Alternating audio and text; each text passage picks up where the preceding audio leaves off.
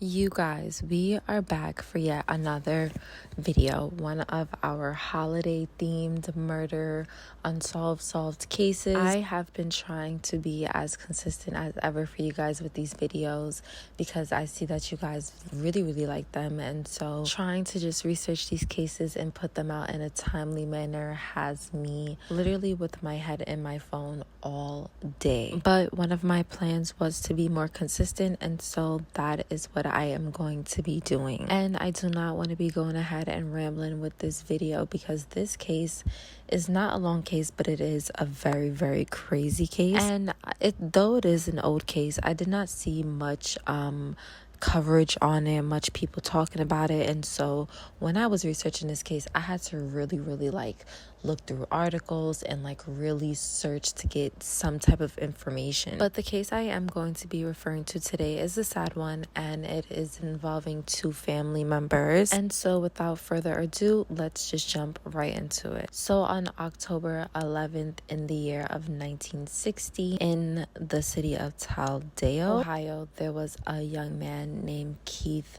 who was born to his parents Marjorie Oliver and father Alayis Clay Oliver. And when their son was born, they did not spend much time in the city of Talladega. A couple months after Keith was born, Keith and his brother, because he was a twin, so a couple months after Keith and Kyle was born, the family had ended up moving to Pueblo, Colorado, and this is where they end up staying for basically majority of the time. Pueblo, Colorado is where he went to school. He graduated from Pueblo, South Colorado High School, and then he even went on to attend college and graduate from Colorado Institute of Art. And so this young man was definitely book smart. Keith was not only book smart, but he was definitely ambitious and determined and was just a man of dignity. He showed that by serving for his country, and for 4 years he served in the United States Air Force. From an early age, Keith knew exactly what he wanted to do, and that was be a painter. He was all about the art. So it was not out of the ordinary when later on in life he became a professional painter. He even had a website where he would go ahead and promote, sell, and even just show off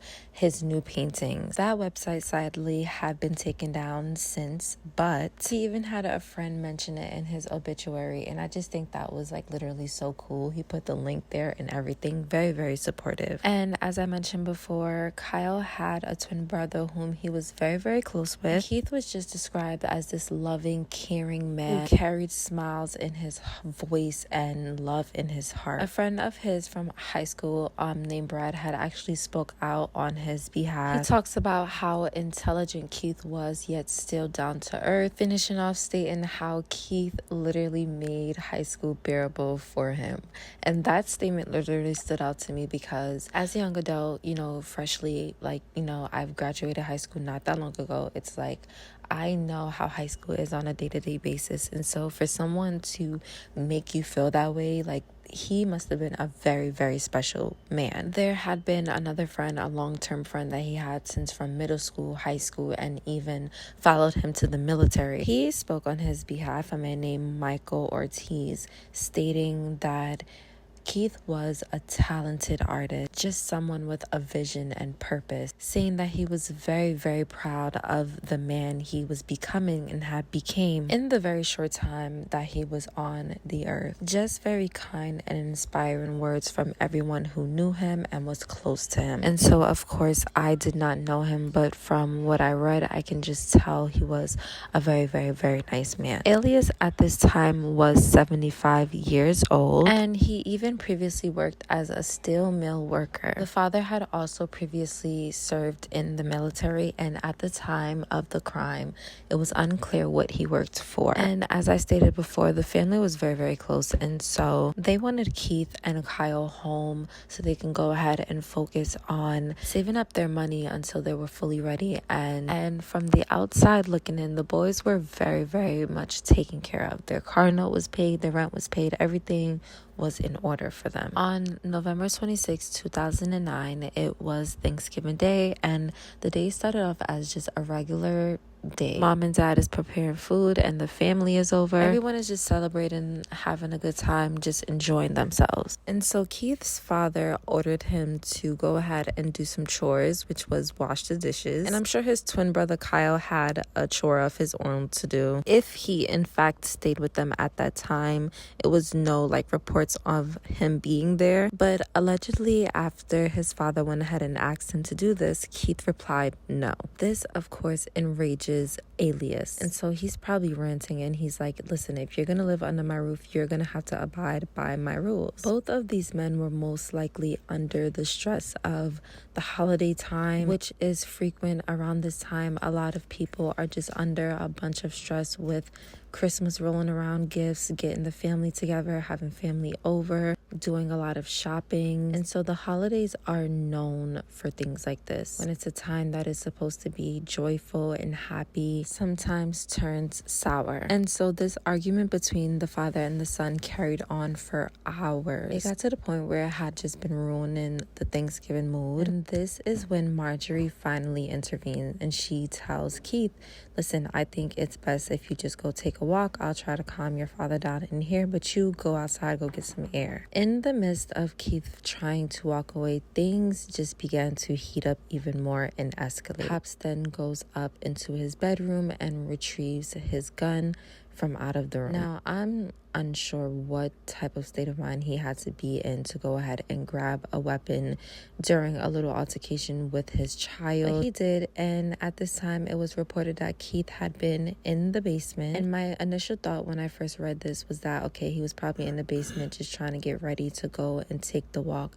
that his mother offered for him to go ahead and take, just so he can calm down and clear his head. He and his father might have still, been feuding. Keith goes to turn around and his father goes ahead and shoots him with a .357 revolver, a gun he had stationed in the home that I'm sure he had for their protection. He used this to shoot his own son in the head. Around 3:25 that day, the police went ahead and received a call from the 4,000 order being blocked. This is where they found 49-year-old Keith shot in his basement. He had died from a single gunshot wound to the head. After this, from Alayis's account, he went upstairs, went out the front door, and sat on the doorstep and waited for the police to arrive. So this man obviously knew he was going to prison for what he did. In his hand had still been the revolver that he had just used to commit his crime. And he was not trying to put his weapon down until his wife Marjorie asked him kindly to go ahead and put his weapon down. When the deputies first arrived to the scene, Alayis at the time was having a lot of trouble breathing.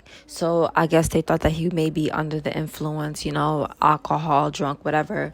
But he let them know that no, he was just taking heart medication and, was full of adrenaline. He had been enraged, yelling, going on and on about holding his children down, paying their bills, paying their car note, and them just giving him lip. Alayis said that he had enough of his children's disrespect. So the police, of course, spoke with Mr. Oliver's wife, and she said that the last thing that she heard her son saying was, "You want me to stick up for myself like a man, and now here you are pointing a gun in my face." To me, it sounded like this family, and I do not want to speculate too much, but to me, it sounded like this family had prior issues, like most family usually do, and this particular argument just got a little bit out of control, a lot of bit out of control. But it truly should not have gotten this far, and I truly feel like the father should stay in prison for the remainder of his years. And I know Keith's mother, Mrs. Oliver, is so traumatized behind this. It's so crazy because in that area, in the El Paso County, in the year of 2009, there had only been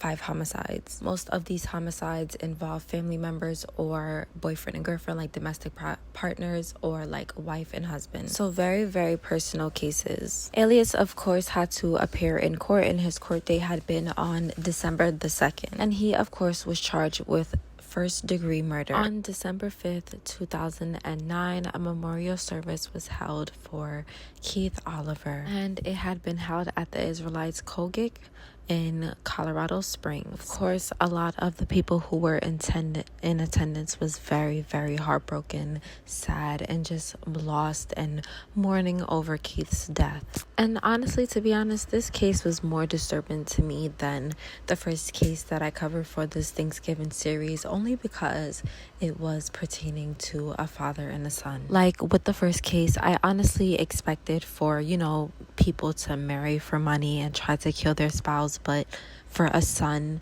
and father to be having an altercation and for the father to go ahead and get the gun and kill his son, tragic. Just because two family members woke up on the wrong side of the bed, lives changed forever. Keith now will not be able to have a family of his own or even attend another family Thanksgiving dinner. And now Alayis is stuck in prison for the rest of his life, and he won't be able to attend another family event ever because of his reckless decisions over something so mindless, minorless, and fucking senseless. It's honestly just ridiculous. But that was it, and that was all the information for this video. I really need to truly work on my outros, so if you guys have any ideas of what I should put as my outros, please do not hesitate to let me know in the comment section below. And I hope to see you guys in the next video. Please guys, stay safe and do not fight your family over dishes.